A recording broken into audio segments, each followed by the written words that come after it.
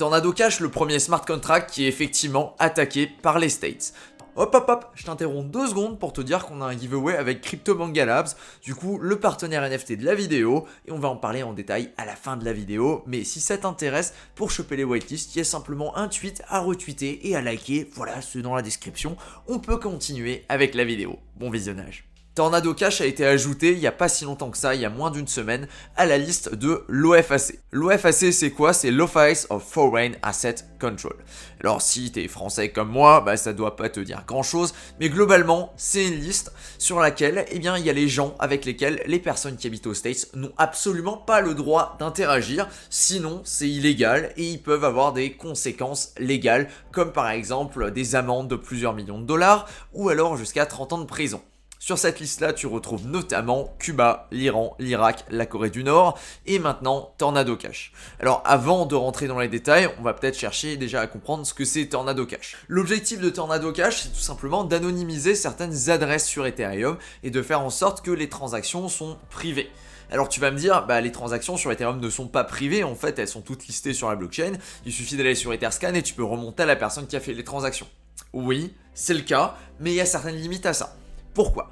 Disons que tu es l'adresse A et que tu veux envoyer, on va changer la couleur, je préfère le blanc. Disons que tu es l'adresse A et que tu veux envoyer à l'adresse B.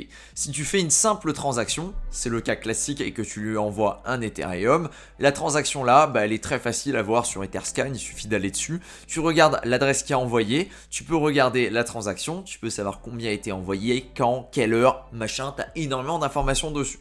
Ça, c'est le truc classique. Maintenant, Tornado Cash, lui, se positionne en tant qu'intermédiaire et va venir se placer là entre, et c'est cette bulle-là. Disons que toi, tu envoies un ETH, mais tu envoies un ETH à Tornado Cash et tu lui dis de l'envoyer sur l'adresse B. En fait, il va pas l'envoyer juste à une adresse B, il va l'envoyer à une adresse C, D, E, F et G. Alors évidemment, tu t'arranges pour posséder ces adresses-là, sinon c'est un petit peu dommage. Et à partir de là, qu'est-ce qui se passe dans cette bulle-là? Parce que c'est ça ce qui nous intéresse. En temps normal, la transaction est directe. Mais là, qu'est-ce qui va se passer? On va avoir des transactions qui vont être splittées. C'est-à-dire qu'à la place d'envoyer un Ethereum, déjà, on va splitter les transactions. Donc par exemple, il y a une transaction qui va en envoyer 0,2. Il y en a une qui va en envoyer 0,3. Il y en a une qui va en envoyer 0,5 par exemple. Ça, c'est un exemple. En réalité, ça peut se faire avec des chiffres beaucoup plus petits. Ces transactions-là, elles vont percuter entre différents comptes. C'est-à-dire que là, tu vas envoyer 0,2, par exemple, à un compte qui n'est même pas sur la liste-là, au compte Y. Le compte Y va les renvoyer ici. Par exemple, à un compte Z, qui lui va renvoyer ici à un compte, je ne sais pas quelle lettre, on va dire le J, à un compte J, qui va renvoyer à un compte I, etc., etc.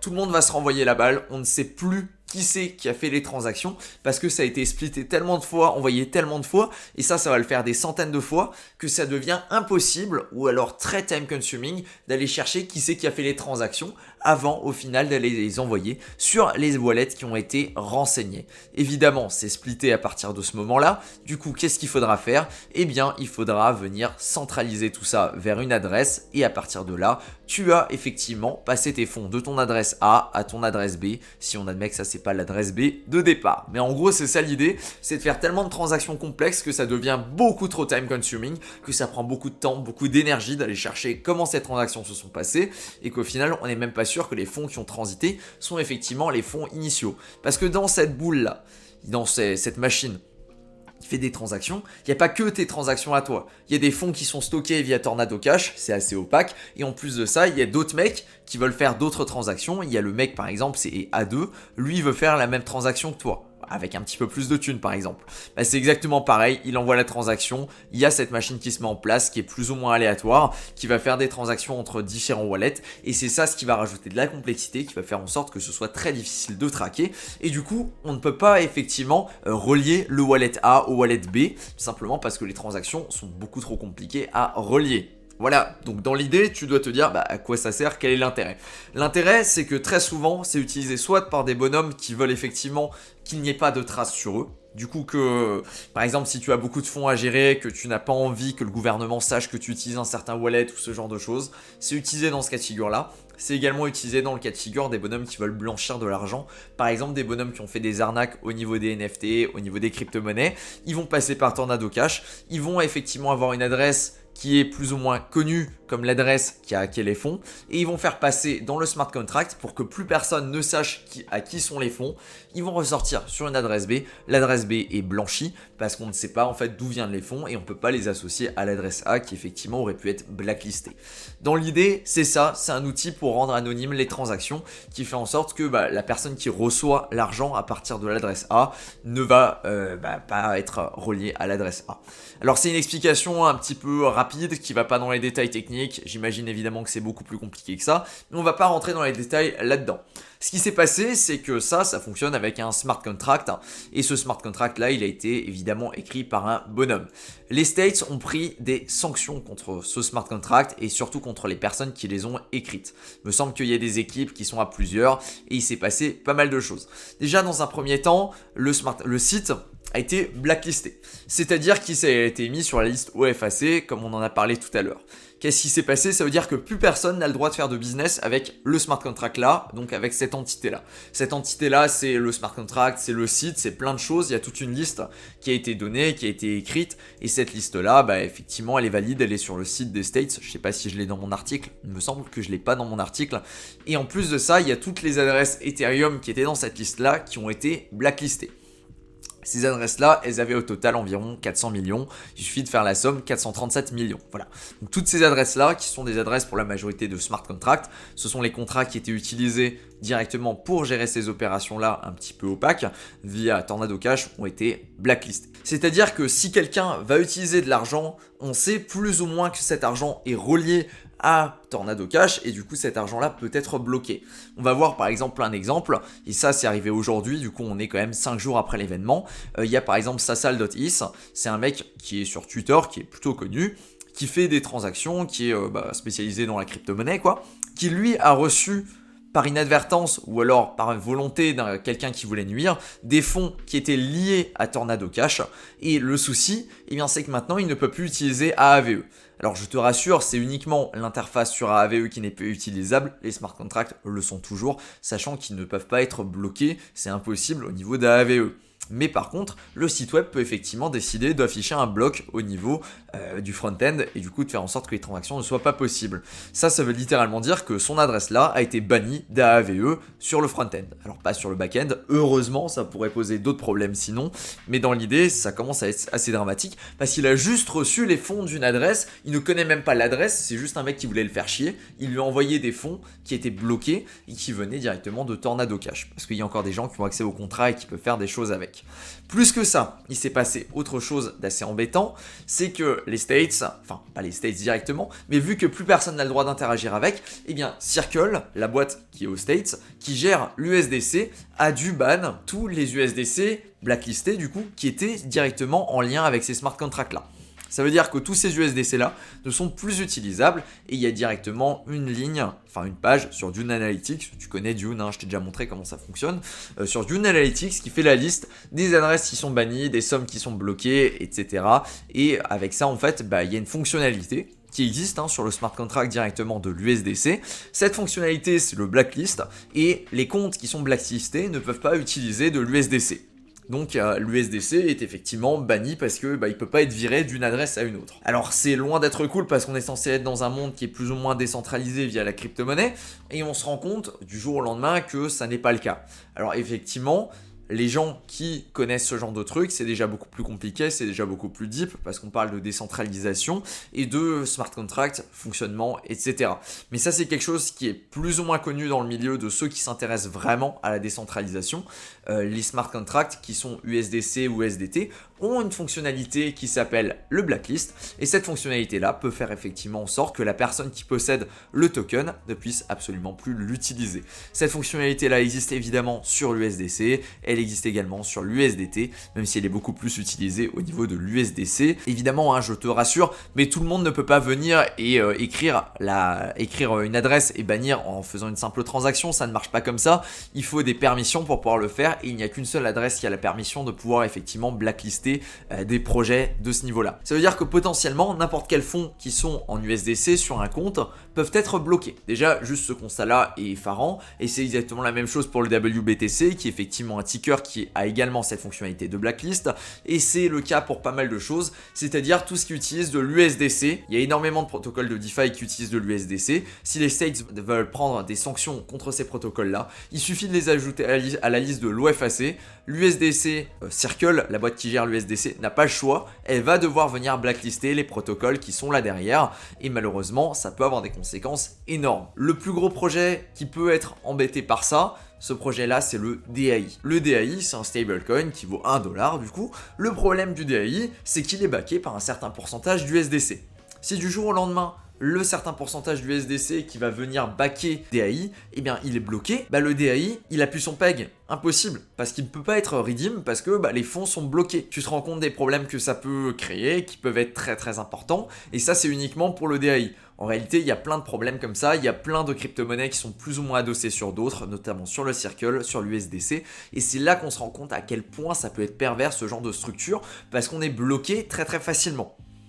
C'est pour ça qu'il y a très peu finalement de crypto-monnaies, notamment des stablecoins, qui effectivement fonctionnent de façon décentralisée et ne peuvent jamais être bloqués. Notamment le MIM, Magic Internet Money, qui lui n'a pas cette fonctionnalité-là et est totalement décentralisé parce qu'on va absolument rien pouvoir lui faire et qu'il est géré dans son propre écosystème.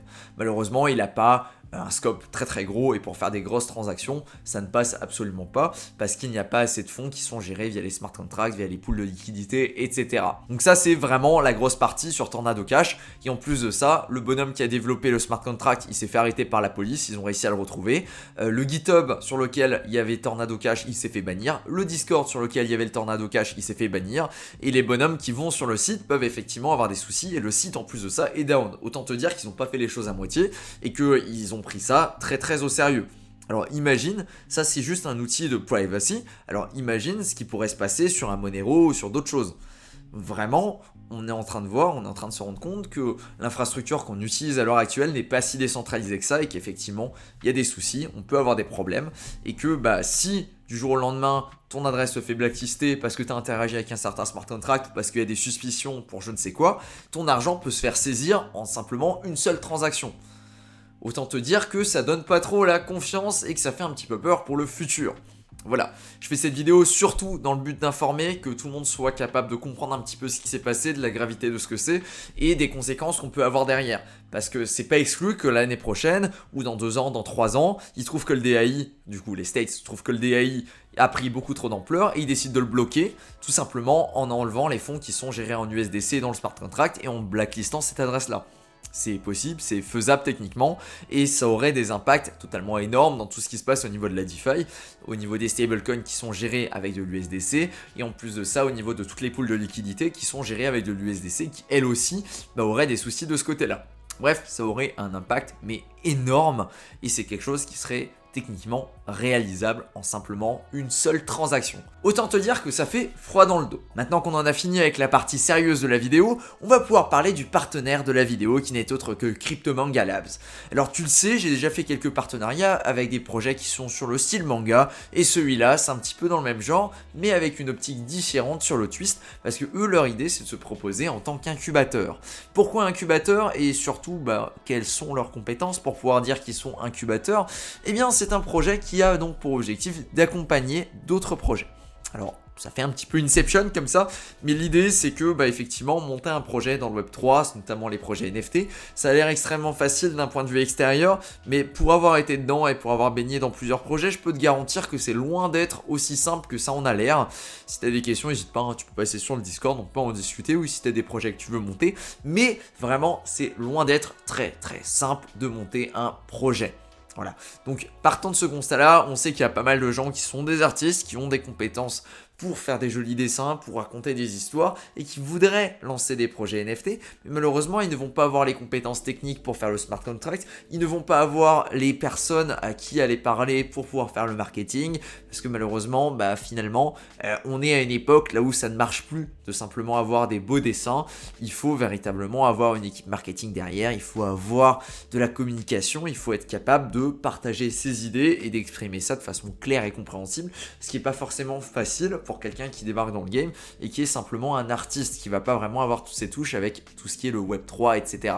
Donc oui, c'est clairement un plus, et ce plus-là, il risque d'être apporté, en tout cas il va être apporté, et c'est la volonté de CryptoManga Labs, c'est d'avoir un incubateur pour permettre aux projets, aux artistes, et notamment aux mangaka, qui ont pour objectif de sortir des collections NFT, ou qui veulent sortir des collections NFT sur le thème du manga, et bien d'être accompagnés. Que ce soit autant sur le point de vue humain, avec des questions-réponses, là où les mecs vont pouvoir t'aider, ou alors sur le point de vue technique et le marketing, qui est également très important, et qui, pour la majorité des gens qui rentrent dans le game et n'ont pas encore cette expérience-là, peut être un plus totalement énorme. Parce que t'as pas idée du coup que ça de choper des développeurs, etc. À un moment, c'était vraiment overhypé, et tu pouvais avoir des prix mais totalement délirants juste pour avoir un développeur pour des smart contracts très très basiques. À l'heure actuelle, ça commence à redescendre, ça commence à être plus abordable, et en plus de ça, il commence à être assez facile d'apprendre à sortir ses propres smart contracts, notamment sur des projets NFT, ce qui se fait plutôt bien. T'as la preuve, je l'ai fait moi-même pour ma collection là-dessus.